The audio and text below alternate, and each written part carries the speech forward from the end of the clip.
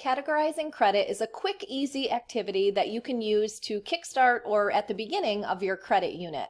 The activity that I'm going to give you some tips on is located in the types of credit unit, and it is right here, which is titled Analyze Categorizing Credit.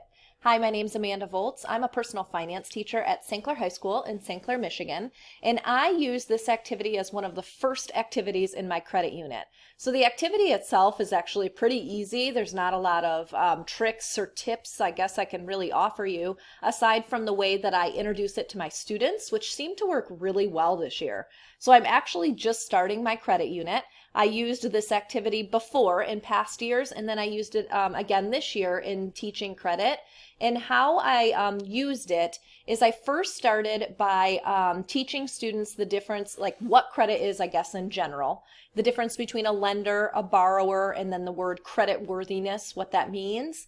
And then I did some discussion on the difference between an installment loan and then revolving debt. So really attacking this first number right here and talking about that an installment loan is paid back in fixed monthly payments and how that differs from revolving debt. And then what I had students do after we did that brief kind of like direct instruction or discussion about installment versus revolving, I then had them watch a video, which if you didn't know already, NGPF has a video library.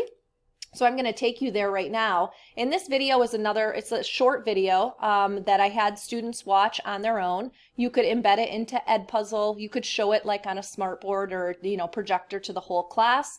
I use a tool called Nearpod, so that's a way for me to facilitate some notes and information to students also. But under the resources, they have a video library.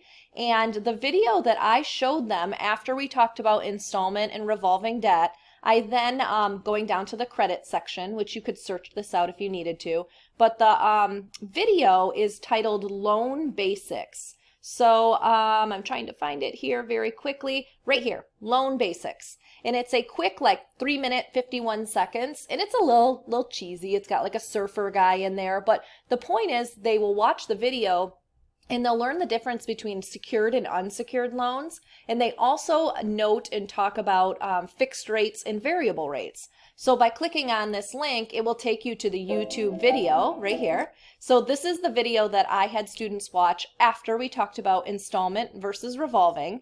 And then once they watch the video, I had them then do the activity. So what the activity is they have 7 different types of credit, and then they categorize whether it is installment or revolving credit, or could be either.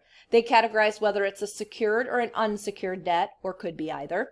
And they label whether it's a variable or a fixed rate, or could be either.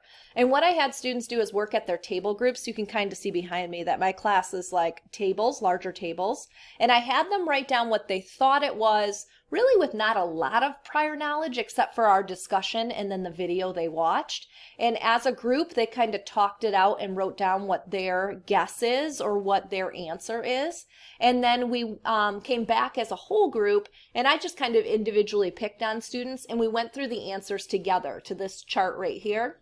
So then I could elaborate on some points about payday loans and personal loans, because we're just getting into our credit unit when I introduced this, so they don't know a lot of details about these types of debt, but they were talking it out as a group, and then we went over it as a whole class, and then I ended it with having them answer the reflection questions, and then they turned it in. So I should tell you that I teach mostly 12th grade students, and I have access to Chromebooks, so I have a classroom set of Chromebooks. I, however, decided to print this assignment out. I just thought it was easier for them to use their Chromebook to watch the video, and then they had the paper where they could then change their answers and talk with their group. So this is one that I actually printed and had students complete.